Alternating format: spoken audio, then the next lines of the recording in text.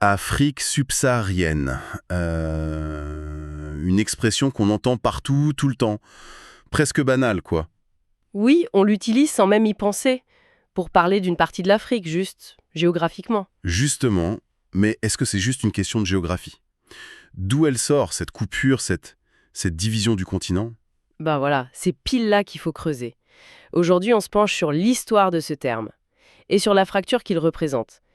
Et c'est loin, très loin d'être juste géographique. Ok. Et pour nous guider là-dedans, on s'appuie sur un article. Le titre est assez direct.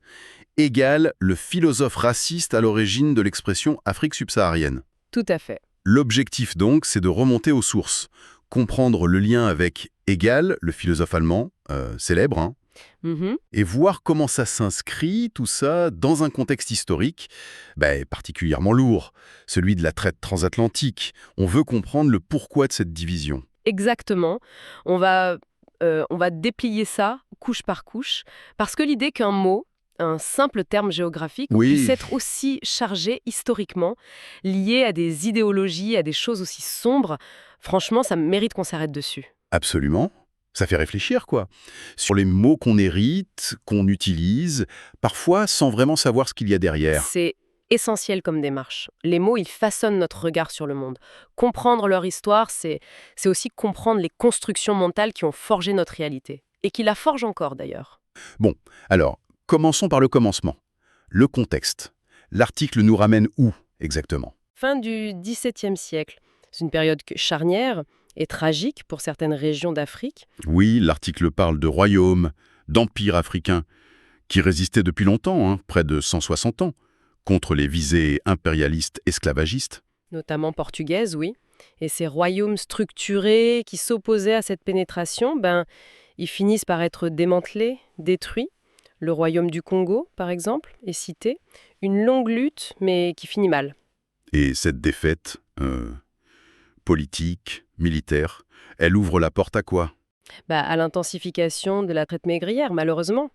Et en parallèle, l'article le note aussi, il y a d'autres États africains qui, pris dans des guerres ou cherchant à avoir des armes, Des armes européennes?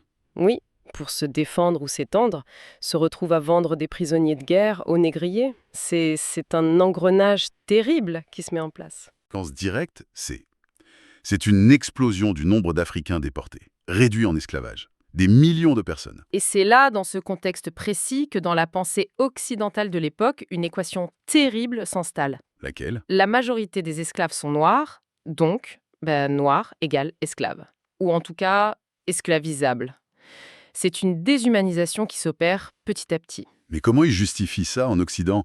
Parce que ce commerce, bon, il est hyper rentable, ok, mais il est aussi brutal, humain. Comment on arrange ça avec sa conscience, sa morale chrétienne, par exemple? La réponse qui va être construite, et c'est central dans l'article, c'est le développement du racisme anti-noir. Le racisme moderne, systématisé. Ah, c'est plus juste des préjugés, là. C'est une idéologie. Exactement. Pour justifier l'esclavage, il faut prouver en quelque sorte que les Africains noirs sont inférieurs par nature. C'est ça. Les dépeindre comme des sauvages, sans histoire, sans culture, pour que leur exploitation semble logique, presque naturelle. C'est tout à fait ça, une tentative d'effacer leur humanité, leur passé. L'article cite d'ailleurs un chercheur, Nusere Kalala Omotunde. Oui. Il écrit dans un de ses livres, Pélasia, quelque chose comme Depuis les Lumières, la majorité des intellectuels occidentaux ont œuvré pour éradiquer toutes les réalisations du monde noir. Oui. C'est fort comme affirmation, sur une volonté d'effacement, quoi. Une entreprise d'invisibilisation. Et c'est là-dedans, dans ce climat où on cherche des justifications savantes, que Hegel intervient. George Wilhelm Friedrich Hegel, grand nom de la philo occidentale. On est à Berlin, entre 1822 et 1830. Il est prof à l'université, au sommet de sa gloire, et il donne des cours sur la philosophie de l'histoire. Ces fameux cours qui seront publiés après sa mort, la philosophie de l'histoire. Voilà, et qui vont avoir une influence énorme. Et qu'est-ce qu'il raconte, Hegel, sur l'histoire, la géo? L'article dit qu'il part d'un constat assez classique pour l'époque. La Méditerranée, c'est le cœur de l'histoire. Oui, il dit ça, le centre de l'histoire du monde. Il cite les grandes civilisations du pourtour, l'Égypte, la Phénicie, Carthage. Donc Liban, Tunisie actuelle. Oui. Et puis la Grèce, Rome. Bon. Jusque-là, ok. Mais c'est après que ça se corse. C'est là, oui, que sa pensée, clairement influencée par les préjugés de son temps, va prendre un tournant qui nous intéresse aujourd'hui. Hegel, il est convaincu d'une chose, les peuples noirs sont incapables de vraie civilisation. Incapables d'entrer dans l'histoire, avec un grand H, telle qu'il la voit, comme un progrès de l'esprit. D'accord. Mais ça lui pose un problème, non? Si les Noirs sont anhistoriques, comme il dit, comment il explique les civilisations brillantes, justement sur les côtes africaines de cette Méditerranée qu'il admire tant? L'Égypte, Carthage. Exactement. L'Égypte surtout. Avec ses pyramides, ses savoirs, ça colle pas du tout avec sa théorie raciale. Alors, quelle est sa solution pour résoudre ce paradoxe? Eh bien, sa solution, d'après l'article, elle est radicale et lourde de conséquences. Puisque les faits, les civilisations nord-africaines, contredisent sa théorie sur l'incapacité des Noirs. Alors, Elle va changer la géographie. Enfin, conceptuellement, il faut exclure les Noirs, et ce qu'il appelle l'Afrique véritable, de cet espace civilisé. et pour justifier ça, il va pas y aller de main morte. Il va tenir des propos extrêmement négatifs, déshumanisants sur les Africains noirs, en se basant sur des récits de seconde main. Il a jamais mis les pieds en Afrique. Oui, l'article insiste sur la violence des termes. Sans tout citer, on peut donner une idée. Par exemple, il écrit Le nègre se montre comme l'homme au naturel dans sa totale sauvagerie. Il les décrit comme impulsifs, sans morale, presque animaux, quoi. C'est violent. Oui, ou encore l'Afrique véritable est la terre de l'enfance, enveloppée dans la couleur noire de la nuit, l'obscurité, pour dire l'absence de raison, d'histoire. Et enfonce le clou en disant l'Afrique proprement dite n'a pas d'histoire ou l'Afrique ne fait pas partie de l'histoire du monde. Carrément. Voilà. Et l'article fait d'ailleurs un parallèle assez frappant avec des discours plus récents, comme celui de Sarkozy à Dakar en 2007, qui niait aussi l'entrée de l'Afrique dans l'histoire. Cette rhétorique à la vie dure. Malheureusement. Et donc, c'est cette vision raciste qui le pousse à découper l'Afrique, intellectuellement. Une division qui va faire son chemin. Et comment il la découpe, cette Afrique, concrètement? Alors, d'après la restitution de ses cours, il y a 3 zones. Oui, 1. L'Afrique au sud du Sahara. Ça, c'est l'Afrique véritable pour lui. Le continent du noir sauvage, sans histoire, sans État, barbare, fétichiste. d'accord. 2. L'Afrique au nord du Sahara. Le Maghreb, quoi. Pour lui, c'est une sorte d'annexe de l'Europe. Il dit Afrique européenne. Comme si ça appartenait plus à la Méditerranée européenne qu'à l'Afrique. Véritable. Et 3, L'Égypte. l'Égypte, il la sort complètement de l'Afrique. Pour Hegel, elle appartient à l'Asie, à l'Orient. Son esprit n'a rien d'africain dans le sens noir et sauvage qu'il lui donne. Le but de la manœuvre semble limpide alors. Créer une barrière, le Sahara, entre l'Afrique noire, primitive au sud, et les civilisations du nord, surtout l'Égypte. Il veut blanchir ou orientaliser le nord pour l'intégrer à son histoire universelle et laisser le reste de l'Afrique dehors. C'est exactement ça. Et son obsession sur l'Égypte est clé. Il le dit cash. L'Égypte n'appartient pas à l'esprit africain. L'article suggère même que c'est une des racines intellectuelles de l'idée de Moyen-Orient. Ah oui, oui, ce concept géopolitique qui coupe l'Égypte de son continent pour la rattacher à l'Asie. Ça vient en partie de là, de cette volonté de désafricaniser l'Égypte. Et tout ça, ça repose sur une idée de base qui est fausse, selon l'article qu'on analyse. Oui, l'idée qu'il n'y a rien eu d'important, pas de civilisation, au sud du Sahara. C'est ce postulat qui lui permet de construire son truc. Oui, ce présupposé d'un vide civilisationnel au sud, c'est la clé de voûte de son système. Ça lui permet d'inventer cette Afrique véritable comme un trou noir historique. Si on admet qu'il y a eu des royaumes, des empires au sud, ce que l'histoire et l'archéo ont montré depuis, tout son édifice s'écroule. Ok, donc Hegel construit cette barrière. Mais l'article, il ne fait pas critiquer Hegel. Il propose une autre histoire, c'est ça? Une contre-narration. Tout fait. L'article avance une thèse forte, assez audacieuse, C'est-à-dire? que l'Afrique entière, nord inclus, Nil inclus, était à l'origine peuplée par des populations noires. Et la source étant même ça à certaines parties d'Asie et à l'Europe préhistorique. C'est une vision afrocentrée de l'histoire ancienne. D'accord. Et pour la Méditerranée, alors? Le point de friction avec Hegel? L'article affirme que les grandes civilisations fondatrices de la Méditerranée, c'était des œuvres noires. Égypte, Phénicie, Carthage. Mais aussi, et ça c'est moins connu, la Crète minoenne et les Étrusques en Italie avant Rome. Tout ça, ce serait noir à l'origine selon la source. Waouh, ça va à contre-courant de ce qu'on apprend classiquement. Et la Grèce, Rome, les piliers de l'Occident. Alors, la source dit qu'elles sont non noires, arrivées après. Mais qu'elles ont été profondément influencées, éduquées même, par les civilisations noires d'avant. Surtout l'Égypte, la Phénicie, les Étrusques. L'Égypte est vue comme la matrice, la source de tout.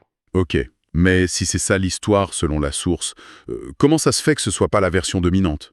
Comment cette vérité aurait été cachée et inversée?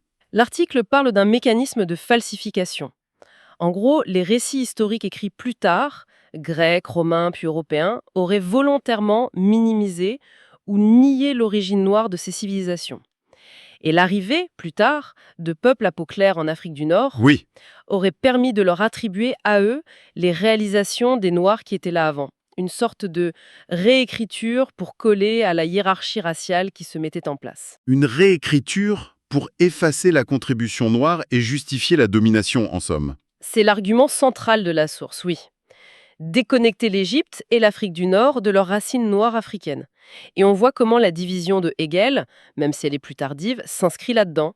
Elle donne une caution philosophique moderne à cette séparation. L'article donne un exemple assez frappant de la façon dont cette division a été intégrée même. Ah oui, l'ironie de ceux qui demandent aujourd'hui, parfois même des Nord-Africains, mais pourquoi les Noirs n'ont pas fait de grandes civilisations comme l'Égypte, chez eux en Afrique subsaharienne? C'est tragique comme ironie, effectivement. Mais oui, parce que ces gens ont tellement intégré la coupure nord-sud qu'ils oublient que du point de vue de la source, l'Égypte ou Carthage, c'était chez eux, c'était d'Afrique noire originelle. Poser la question comme ça, c'est accepter la base de Hegel. L'Afrique noire, c'est le sud et c'est vide historiquement. L'article va même jusqu'à dire que cette division nord-sud et l'idée d'une Afrique du Nord blanche, c'est un cadeau empoisonné de l'Occident raciste aux Arabes et berbères clairs. Oui, un cadeau qui les coupe de leurs racines africaines profondes et les enferme dans une identité construite contre l'Afrique noire. C'est une lecture très déconstructrice des identités postcoloniales. D'accord. Bon. Et si on essaie de résumer maintenant, les points clés qui ressortent de cette analyse de l'article, qu'est-ce qu'il faut retenir? Alors, qu'est-ce que ça nous dit, tout ça, selon la source? Trois choses, je dirais. Primo, Afrique subsaharienne, c'est pas neutre, c'est né dans un contexte précis pour justifier l'esclavage et c'est pétri de la pensée raciste de type Hegel. D'accord. Deuxième point. Deuxio, le but de cette division, c'était de nier l'apport civilisationnel noir, surtout en Méditerranée, avec l'Égypte en ligne de mire. Sortir ça de l'histoire noire, africaine. Et troisièmement, Tertio, ça a créé une fracture artificielle du continent. Ça a enfermé l'histoire noire au sud du Sahara, une zone décrétée sauvage, anhistorique. Une construction mentale, mais avec des effets bien réels. et ces effets, on les voit encore. L'article cite l'exemple terrible de 2023 en Tunisie. Oui, cette vague de racisme contre les migrants et résidents noirs, spécifiquement appelés subsahariens. Pour l'auteur, c'est la preuve que cette fracture idéologique perdure et qu'on peut l'utiliser politiquement pour monter les gens les uns contre les autres. Face à ce constat assez dur, quelle est la conclusion de l'article? Qu'est-ce qu'il préconise? Mais l'appel est clair. Il faut arrêter d'utiliser l'expression Afrique subsaharienne. Consciemment, pas juste pour faire joli, mais parce qu'elle porte en elle cette barrière historique issue du racisme. L'idée, c'est de déconstruire ça? Oui, démanteler cette construction, réaffirmer l'unité historique et culturelle du continent, restituer à l'Afrique noire toute son histoire, y compris le Nord et l'Égypte, casser la cage mentale du subsaharien, quoi. L'article finit d'ailleurs par une phrase choc. Nous ne sommes pas et ne serons jamais des subsahariens. Nous sommes des Africains. C'est un rejet net? Un rejet identitaire, politique, historique. Bon, pour conclure cette exploration, ce qui ressort, c'est qu'un terme qui semble juste géographique, Afrique subsaharienne, est en fait bourré d'histoire. Une histoire lourde, liée à la traite, au racisme scientifique et à Hegel, comme le montre l'article. Oui, la source tisse vraiment ce lien. la philo de Hegel, son besoin de résoudre ces contradictions raciales face aux civilisations nord-africaines, et hop, il crée cette catégorie subsaharienne, un outil pour isoler, dévaloriser, exclure une partie de l'Afrique de l'histoire universelle. Ça fait vraiment réfléchir au poids des mots, des catégories qu'on utilise sans y penser. Complètement. Et ça ouvre une question plus large peut-être pour y penser après.